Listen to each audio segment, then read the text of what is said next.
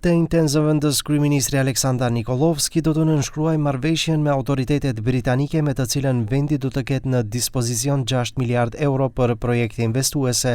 Për fillim, do të shpenzohen mbi 2 miliard euro. Изградбата на пругата од Табановце до Гевгелија треба да чини некаде околу 1.900.000 до 2 милиарди евра, додека изградбата на клиничката болница во Штип, медицинскиот факултет во Штип, студентскиот дом во Штип, целосната реконструкција на клиничката болница во Тетово и изградбата на нова болница со нов здравствен дом во Кичево, значи тоа се 5 проекти, би требало да коштат некаде околу 200 милиони евра. Nikolovski nuk shpalosi detaje për normën e interesit, por foli për periudhën grejs. Para do të fillojmë t'i kthejmë kur të përfundojmë projektet.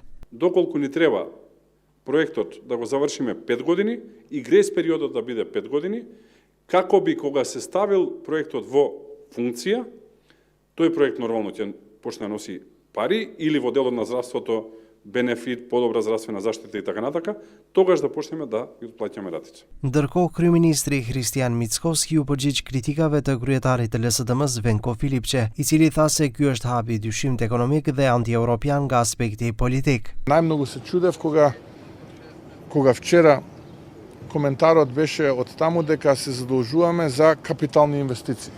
Ndryshe, Nikolovski do të udhtoj për në Londër së bashku me zëvendës kryeministrin Izzet Megjiti dhe ministren e arsimit Vesna Janevska. Ai vlerësoi ditën si historike dhe theksoi se bëhet fjalë për mjete që nuk mund të sigurohen nga asnjë institucion financiar. Sipas Nikolovskit, Mbretëria e Bashkuar është një aleat kyç perëndimor dhe nuk bëhet fjalë për para ruse apo kineze.